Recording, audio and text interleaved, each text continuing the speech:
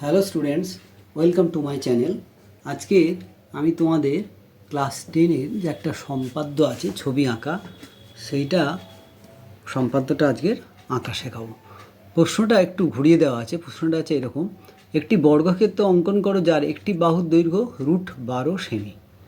আমরা সাধারণত বর্গক্ষেত্র আঁকতে পারি যার বাহুর দৈর্ঘ্য 12 সেমি অথবা 6 সেমি, কিন্তু এখানে বাহুর দৈর্ঘ্য বলছে √12 সেমি। তাহলে এটা কীভাবে আঁকবো? আমরা যে একটা সম্পাদ্য ক্লাস 10-এ করেছি, √12 জ্যামিতির সাহায্যে বর্গমূল নির্ণয় করো, অথবা 4-3 বাহু বিশিষ্ট দুটি রেখার মধ্য সমানুপাতি নির্ণয় করো। একদম হুবহু ওইটাকেই আমাদের করতে হবে।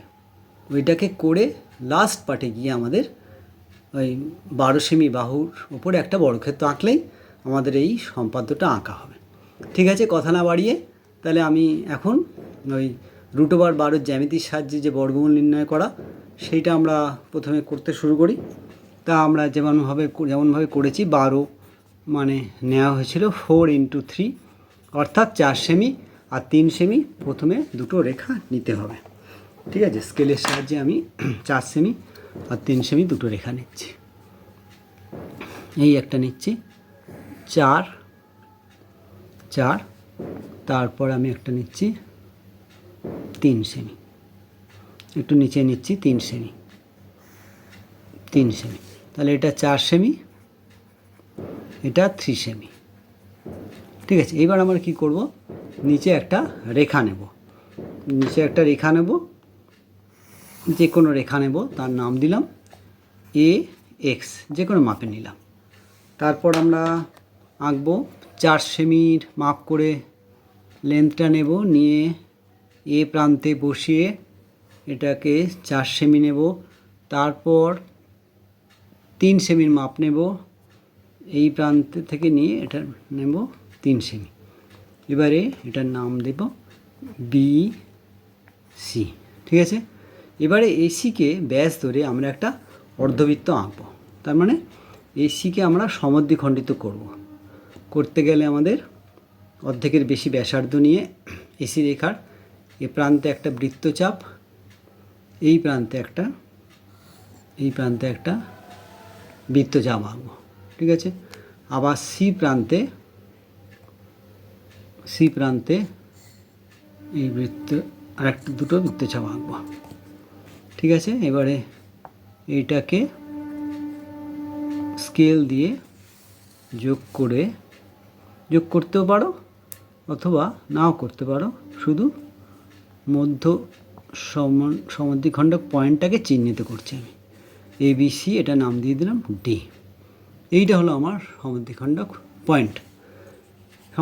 পয়েন্টটা চিহ্নিত হয়ে গেলে এবার আমি এখানে পেন্সিল কম্পাস বসিয়ে DA মাপ নিয়ে সহজেই অর্ধবৃত্তটা আঁকতে পারছি। ঠিক আছে, সেটা সি দিয়ে গেল, অর্ধবৃত্তটা আঁকা হলো। এইবার আমাদের করতে হবে কি, বি প্রান্তে যে কোনো মাপ নিয়ে আমাদের একটা লম্ব আঁকতে হবে। যে কোনো প্রথমে মাপ নিয়ে বৃত্তচাপ আঁকলাম, যেমন করে লম্ব আঁকে। আবার এইটাকে এখানে বসিয়ে একটা চাপ আঁকলাম, এই প্রান্তে বসিয়ে একটা চাপ আঁকলাম, এই প্রান্তে বসে একটা চাপ আঁকলাম, এই প্রান্তে বসে একটা চাপ আঁকলাম। তাহলে আমাদের এবারে এটাকে পয়েন্টটাকে চিহ্নিত করলাম, পয়েন্টটাকে চিহ্নিত করে আমি যোগ করে দিলাম।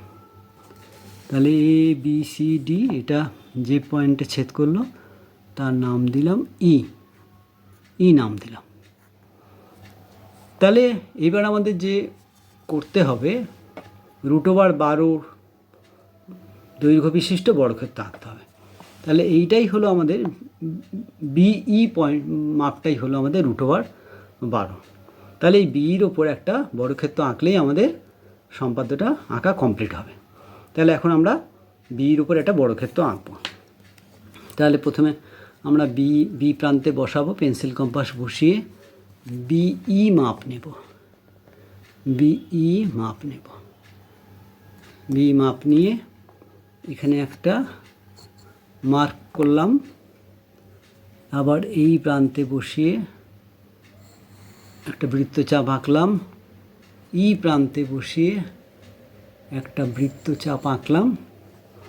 এইবার আমরা স্কেলের সাহায্যে এটার নাম দিলাম এফ, স্কেলের সাহায্যে CF EF এটা যোগ করে দেব, স্কেলের সাহায্যে যোগ করে দেব CF আর EF।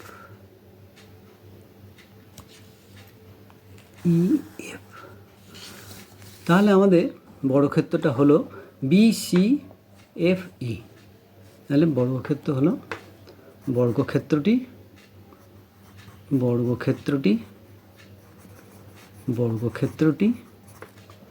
BCFE,